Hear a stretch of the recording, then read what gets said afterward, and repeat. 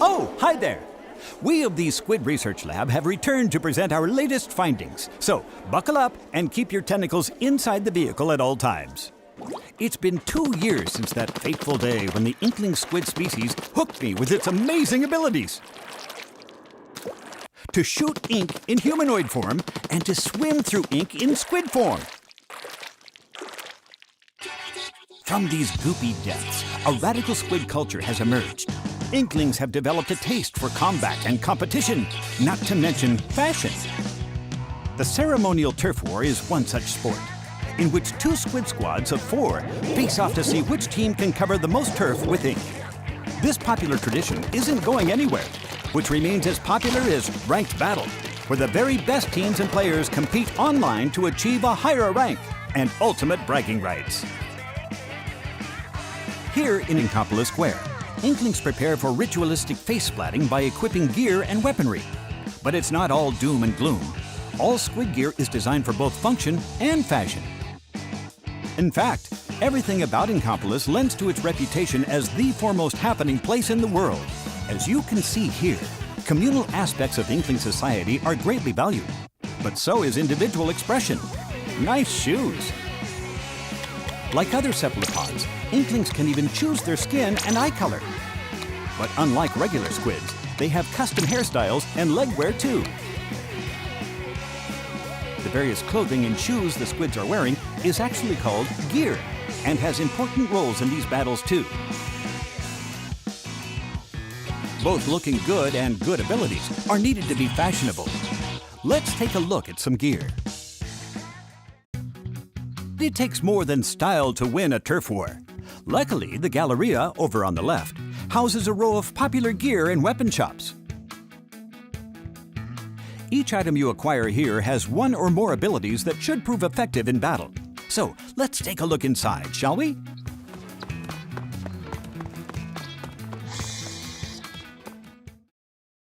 This is the headwear shop, Headspace. Got fashion on the brain?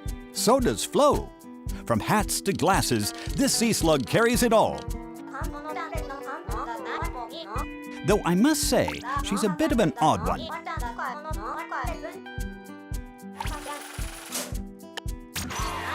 Inklings like to think of her as their crazy old aunt.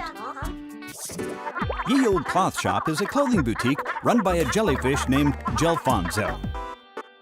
Unlike most jellyfish, he can speak the Inkling language. But it's almost as if he learned to speak Inkling by reading ancient Inkling literature. His strange manner of speaking aside, the young squids of Inkopolis are crazy about his wares. Next up, the shoe shop, Shella Fresh. They have all kinds of footwear here, sneakers, sandals, boots, you name it. And might I add that Bisque is the least crabby spider crab I've ever met. He's got an air of experience, and he's a pretty chill guy to boot. Last but not least, let's hit up the weapon shop, Ammo Knights.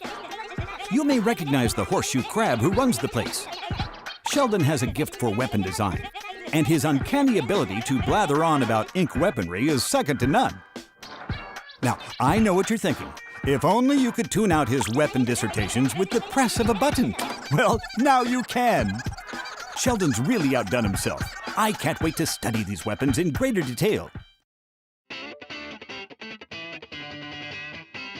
To start, weapons come in sets of 3. A main weapon, a sub-weapon, and a special weapon. Let's examine some main weapons first. Your standard shooters are great for both splatting opponents and inking turf. There are many different types of shooters to choose from.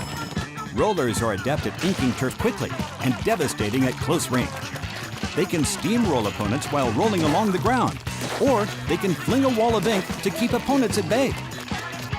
Chargers are long-range weapons well suited for sniping distant foes. They have a long and narrow ink trajectory, which is ideal for creating ink lanes that your team can quickly swim through. But they're generally pretty slow at inking turf. Splatling cannons, like chargers, have to be charged up before unleashing a torrent of ink. But what a torrent it is! They're slow, though, and the long charging time leaves you vulnerable. Sloshers may be a rather unconventional weapon type, but there's no arguing with a full bucket of ink to the face. Blasters shoot out a ball of ink that explodes on impact or in midair. It's great for spotting opponents hiding behind corners. Each weapon and weapon type has its strengths and weaknesses, so you may want to shop around before you settle down. In Splatoon 2, some of the weapons have extra functionality that was not present in the first game. Chargers now let you keep your charge while swimming around in ink. Rollers can be swung vertically to increase your range. And the new dualies let you dodge roll. As you can see, some weapons open up some interesting maneuvers. But what good is R&D without the development part? Introducing the Clash Blaster. It has short range, but its high firing rate and explosive tendencies keep the enemy at bay. Introducing the Flingza-Roller. Its horizontal swings are fast, and though its vertical swings take longer, they fling ink further too.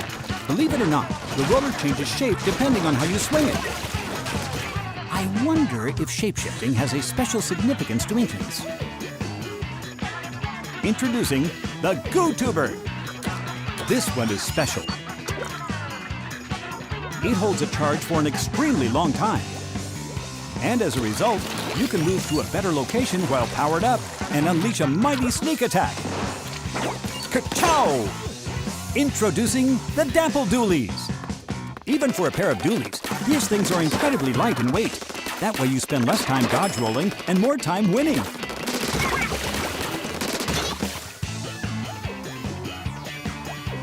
But what about sub-weapons? In addition to spreading ink and attacking, sub-weapons provide other abilities that help with both defense and reconnaissance. Some are really making waves with Inklings. For instance, the Autobomb locates and hunts down enemies. The aptly named Toxic Mist can be thrown at enemies, surrounding them in a harmful gas. And that's just the beginning. New sub-weapons are currently in development. A plethora of unexpected tactics are possible when you mix and match your weapon combinations. So try them out and find what works for you. Now for the all-new special weapons. And by all new, I do mean all of them are new. As veterans know, you have to cover turf to fill up your gauge or no special weapon for you. Additionally, when another player's special gauge is full, their UI icon will glow, giving you more information on which to act.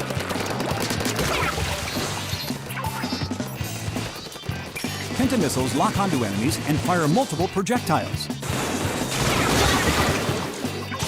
The inkjet enables you to fly through the air and launch explosive globs of ink at the enemy team. The Stingray fires high-pressure ink that can somehow shoot through walls. The splashdown clears out enemies by causing an ink explosion after you dive down to the ground from the air.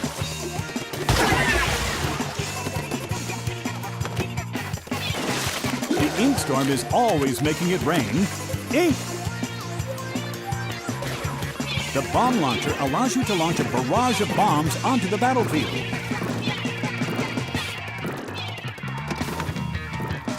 Ink armor increases the defense of all your allies for a set period of time, completely negating the damage from a single attack, no matter how strong.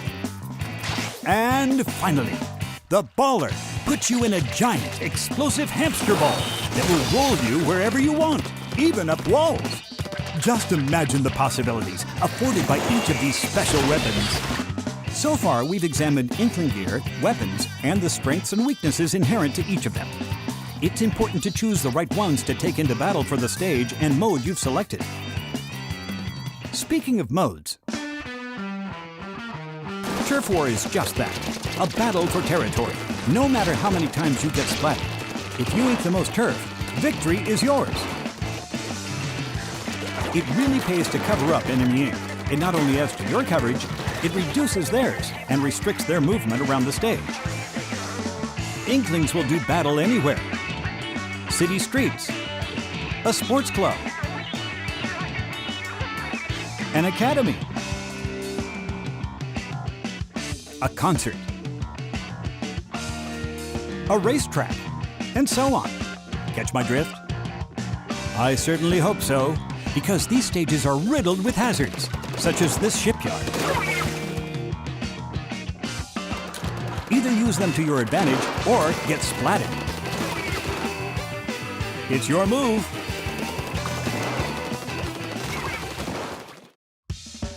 In addition to turf war, serious squids can experience the thrills of ranked battle.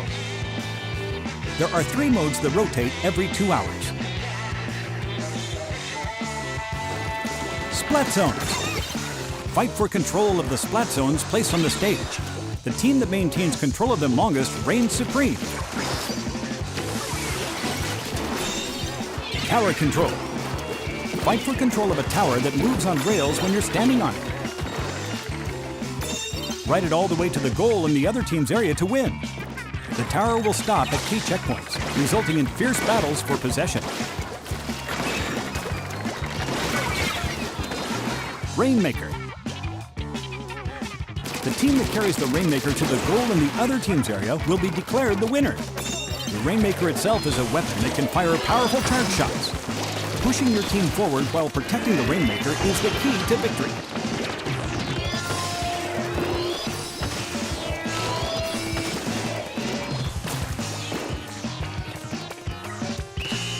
As you win ranked battles, your rank will increase. This will result in being matched with players of a similar skill level in future ranked battles. This time around, you'll have a separate rank for each mode.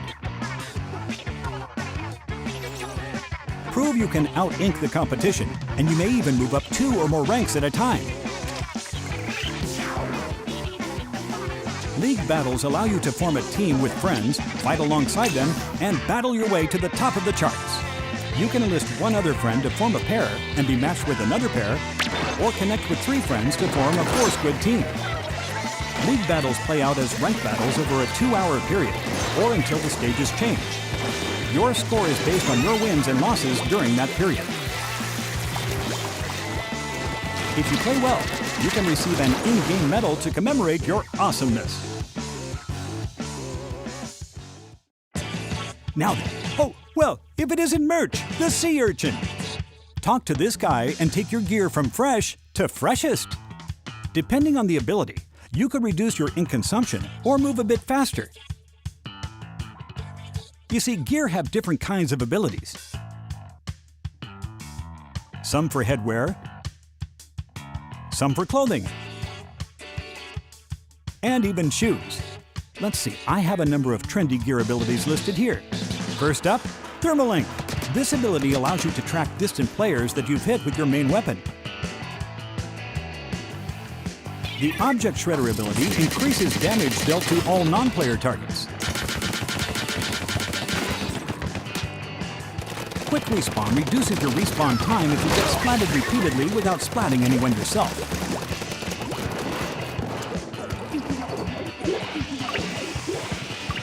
On the flip side, Respawn Punisher increases respawn time and the special gauge spawn penalty for you and any player who splats you.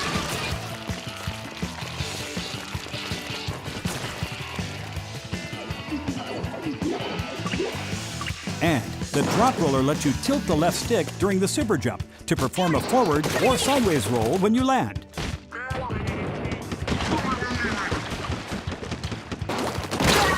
Want to know what you're up against? Check out the other player's gear on the map screen. Gear abilities present many unique challenges, so it pays to study not only your gear, but the competitions as well. Remember, Merch can add or remove gear abilities.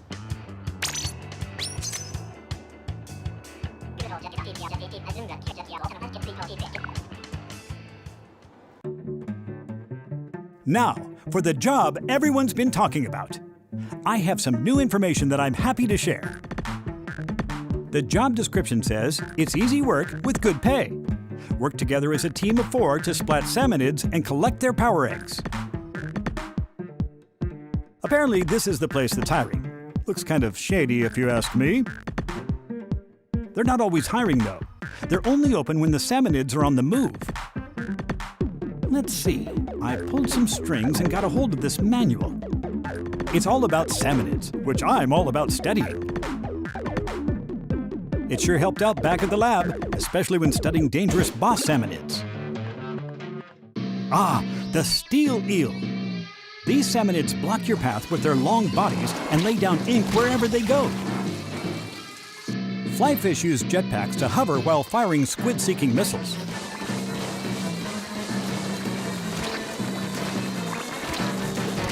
The steelhead.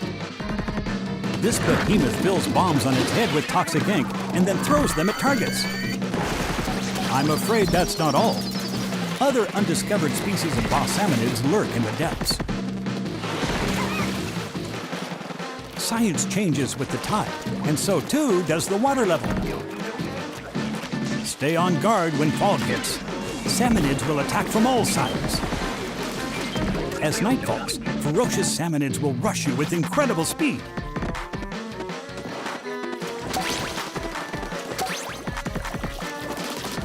Indeed, it certainly is dangerous work. However, special rewards make it more than worth the trouble. Some items can only be earned in Salmon Run. They may open up new possibilities in battles, so why not give it a go? Next, I'll detail a new service in Splatoon 2 that will help you stay in touch with Inkopolis, even when you're not near your console. Say hello to Splatnet 2, a service that puts information such as stage schedules, gear, and stats at your fingertips.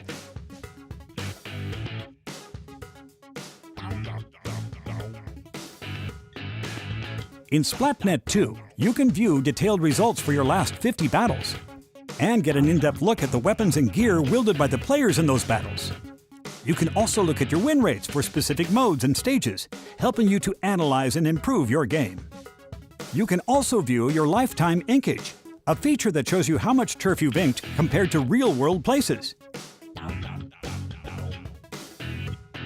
And for you gearheads out there, there's also a separate Splatnet shop that allows you to send gear to merch in Inkopolis Square. He'll keep it in the back for you.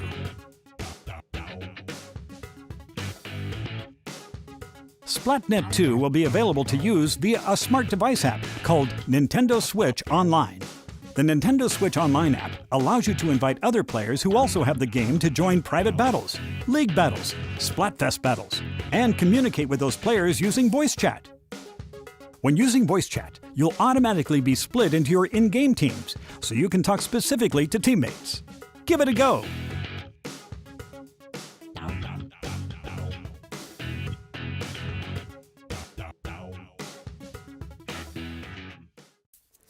You seem pretty fresh, as Inklings say, so I feel you should be in the know. Check out this Equip menu. Here you can set the control sensitivity separately for TV and handheld mode. And there's also a handy sort feature. Next on my list is Amiibo figures. You can save your control settings, gear, and weapon loadout, and nickname to any Splatoon Amiibo. Then, you just tap that Amiibo on any Nintendo Switch console to instantly use those settings. What's more, you can also get exclusive gear from Amiibo, or strike a pose and snap a photo with them. Brand new Splatoon 2 Series Amiibo will be available. And the original Splatoon Series Amiibo figures are compatible as well. Feeling artsy? If you submit your fresh drawings here, they might show up in battle stages and in Inkopolis Square. You can post to some of your social media sites too. Science truly is Squid's best friend. Also, food. Inklings love to grab a bite at Krusty Sean's place. Munch down on this stuff and you'll get more points and money from battles. That reminds me. Here at the Shoal, you can play locally with friends using their own Nintendo Switch consoles. You even get to pick any mode or stage you want. Most players at the Shoal will likely use wireless multiplayer, but for more serious competitions, LAN play is also possible. I almost forgot to mention that the Inkling music scene is flourishing. You can play Squid Beats 2 and time your button presses to the beat.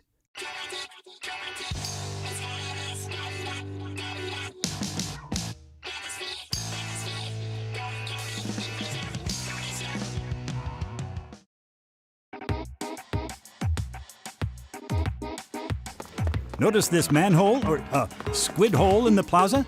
It leads to the home of the Octarians, arch nemeses of the Inklings. Adventuring here will put your prowess to the test.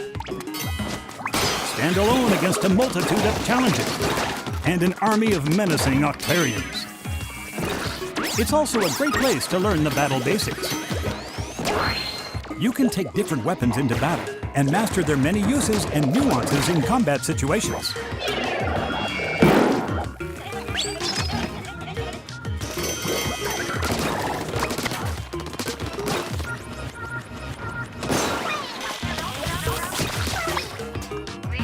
Oh, and what's up with Marie?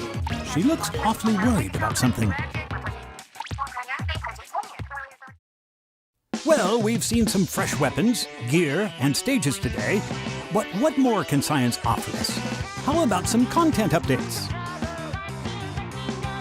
New weapons are in development. Say hello to the Brella. Much like an umbrella, it offers both beauty and functionality. Press and hold the button to open it up and block enemy attacks. And if you continue holding down the button, you can even do this. Of course, once used, you won't be able to open it for a while, so be careful. Plus, new special weapons are on the way.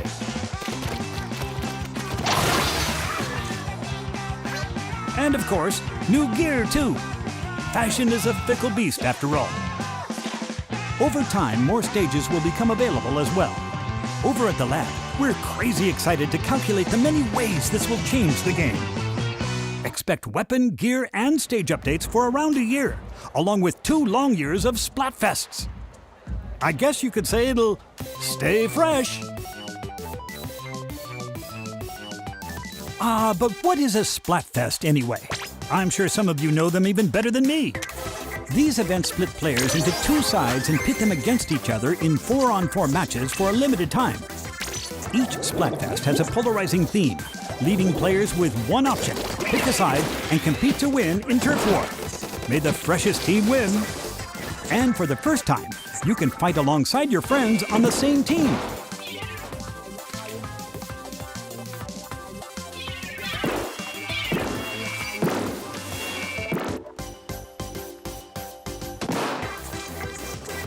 Now, before you go, I have this little video for you.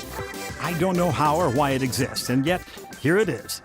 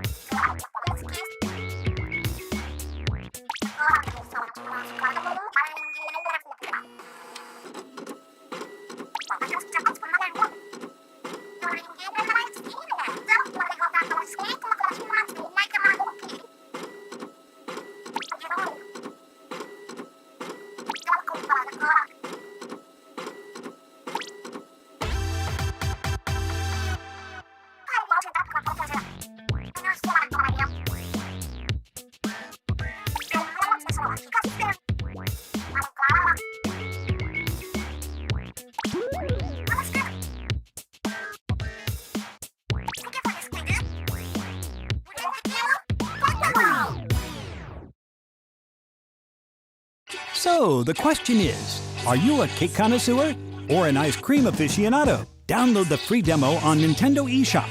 Choose your side and help prove your dessert of choice is the best on July 15th from 3 p.m. to 7 p.m. Pacific Time, 1 week before the game launches. Thanks for watching.